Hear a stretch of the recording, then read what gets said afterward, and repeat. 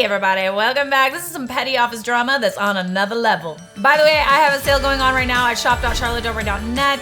If you've been waiting to get your hands on some petty merch, now is the time. You're gonna get 10% off your entire order at shop.charlottedobre.net. Walk, don't run. This is going on until Christmas. Give the gift of petty. So my work bestie tried to get me fired, so used me as a sign to stop sharing so much at work. So when I was teaching in Japan, I was really close to my supervisor, who just so happened to be the only other black girl in the school. So, I thought we were vibing. We've known each other for 2 years. We've shared personal details. We've hung out outside of work. Like, we were friends, not just work friends. You feel me? So the end of our school contracts were coming up, and our director wanted to know who was renewing their contracts. Bear in mind, my school was the cesspool of toxicity. It was a family-run business, and trust me, anything family-run, run away from, because this place was breeding toxicity. Now, I was in two minds of renewing my contract because I loved Japan, but I had lived there during COVID. So I was isolated, I was lonely. And on top of that, I hit 25. So I was going through my existential crisis. And I just thought, hey, maybe I just need to go home and recenter and refocus. But I didn't put anything in motion yet. It was more so the thing of, should I or shouldn't I? I was 50-50. So the store director asked my friend, who's not renewing their contract for next year? And she says, Deanne isn't.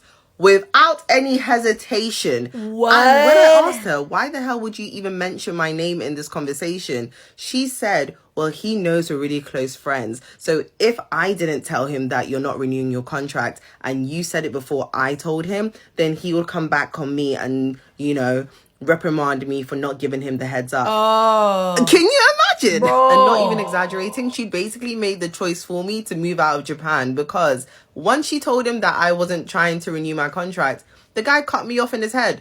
And it doesn't stop there, because with her doing that, she stopped my bag. So in Japan, they give you bonuses every year, and the amount depends on how long you've worked there. But remember, my school was toxic. So instead of basing it off how long you've been at the company, they based it off of how much they liked you. So you could have been working in this school for 20 plus years, but if they decided you were acting a bit funny this particular year, you didn't get a bonus. So guess who didn't get a bonus at the end of the year? Oh, man. Exactly. No. Girl, she didn't like you from the start. It's always one of these things where we like to, trauma bond with our coworkers, and we like to complain about our bosses and stuff like that. You really got to be careful in a work setting, because it's kind of funny, like, especially when there's money involved, how quickly people will throw you under the bus to get ahead. It's kind of an unfortunate way of looking at life. It's just like, you don't got to overshare, not with your coworkers. Always said work friends are not your friends ever.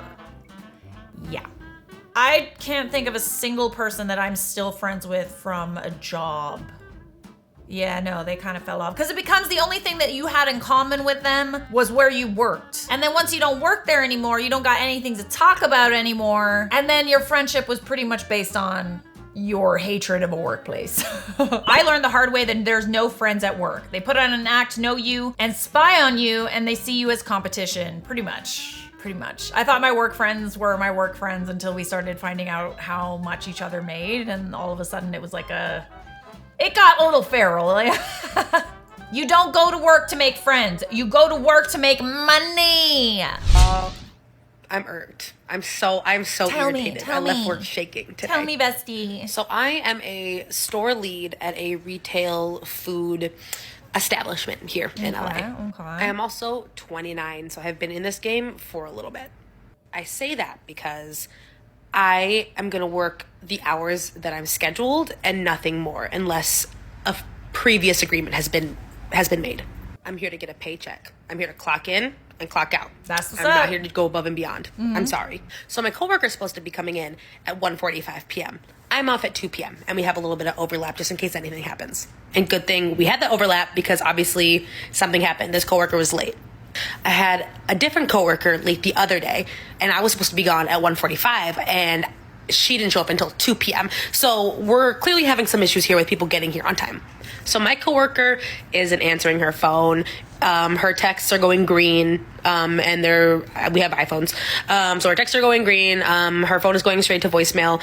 And I text my manager saying, hey, coworker isn't here yet. I have to leave at 2. I can't stay to close. sorry. Finally, coworker gets a hold of me. It's 2:00. I'm already like finished. I closed out the drawer. I locked the door. Coworker says, I'm on my way. Awesome.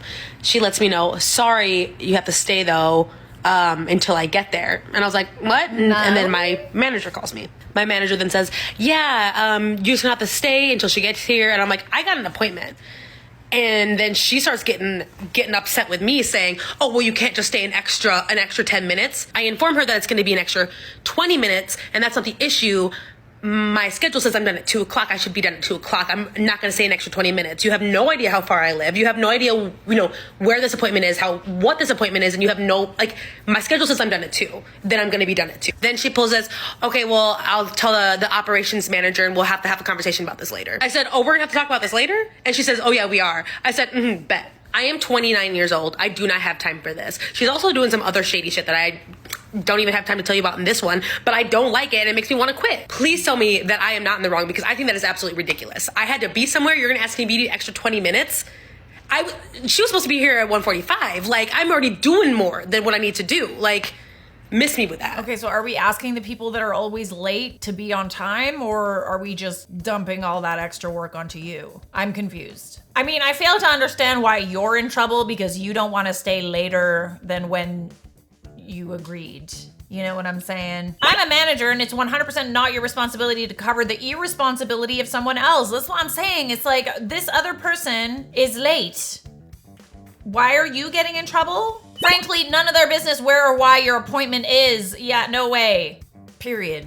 You're scheduled to work for a specific time to a specific time. You don't need to give them an excuse. It's not any of their business what you need to do after work. To each their own, but I'd have no issue staying as long as they're paying. You will get nowhere in life acting like this. Will never move up. See, I don't know if I agree with you there. I respect your opinion, I do. But in my experience, I don't really find that going above and beyond, especially at a minimum wage job, does much. It's a thankless thing. They don't care. You're easily replaceable to them. Try to get me fired? Enjoy the end of your law career. I worked in a pizza shop back when I was in college. I worked with Sarah, a vindictive lady who would stir up a lot of drama. Sarah would pick a target, then bully them into quitting. Where I'm at, college students can receive welfare if their parents earn less than a certain threshold. I was ineligible for student support due to my parents' income, even though they didn't support me, and I desperately needed this job. Matt, a new hire, quit after Sarah's harassment. Sarah's attention then turned to me. Sarah would approach my supervisor and spout BS like, hey, Mr. Supervisor, I asked John where the snake is, and he said the snake is cutting pizzas. This while the supervisor was actually cutting pizzas. She would shout at me with extreme hostility. She wouldn't warn me if pans were hot, a major sin in kitchen jobs. She'd conspire with her friends to accuse me of slacking off, even though they'd never complained about me until Matt quit. This took a toll on me. My hours were cut, impacting both my financial and mental well-being, and I even considered dropping out of college because I was struggling to afford rent. God, she sounds like a sadistic psychopath. What the actual hell is this? And you're telling me that she wanted to become a lawyer? Jesus. Sarah was illegally claiming student welfare despite being employed by the pizza shop. You can only claim welfare if you are unemployed. Sarah, in the first year of her law degree, was also aspiring to become a lawyer. Well, we know she fights dirty, so... The thing about being a lawyer is that you need to be admitted to the bar to begin practicing. The law industry is very strict. Even proven allegations of plagiarism in college would make one permanently ineligible to become a lawyer. Frankly, she was stupid for defrauding the government. She doesn't love the law, does she? One has to love the law in order to be a lawyer. There is an anonymous complaint line for welfare fraud. Most of the time, the welfare department never follows up. Occasionally, however, they would send officials to investigate. This is one of the few times they followed up.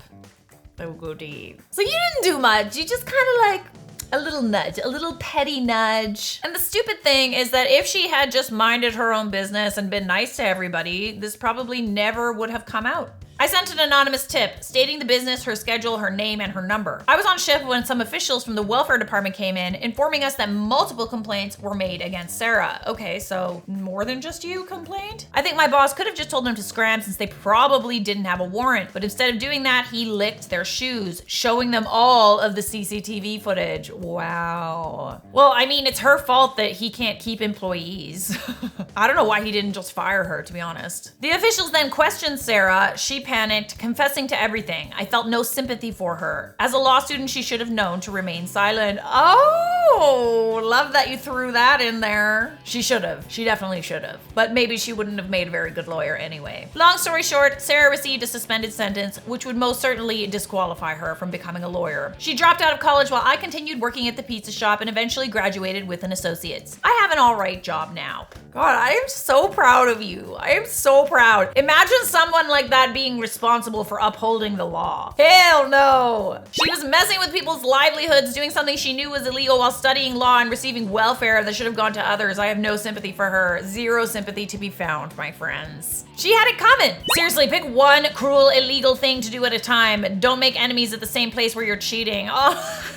I don't understand the logic, like honestly. Like, you just dumb as hell. If you have a body in the trunk, don't push the speed limit, period. You're That's a good analogy, I like that. A worker tried to claim my 15-page report as her own work to the CEO, and she got outed in front of him. This was a young woman who only got her job, especially made for her, because her dad was golfing buddies with our CEO. She regularly blamed her team for her numerous mistakes, took all the credit for their hard work. Let's call her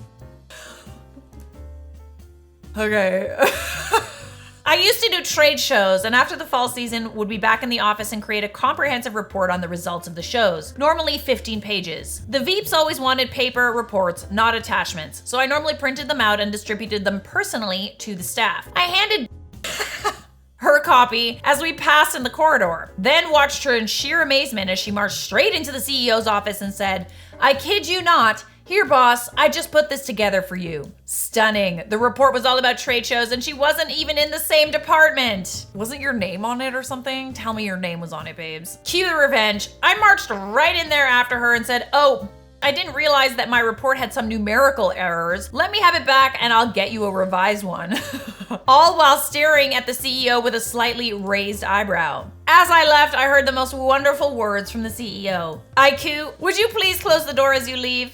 Came out about 5 minutes later looking like a ripe tomato. I couldn't resist asking, "How was your little TT with our boss?"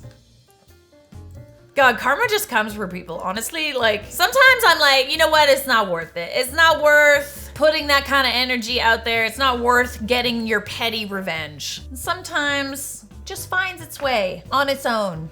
Next time, just put your name on it, babes. Subscribe!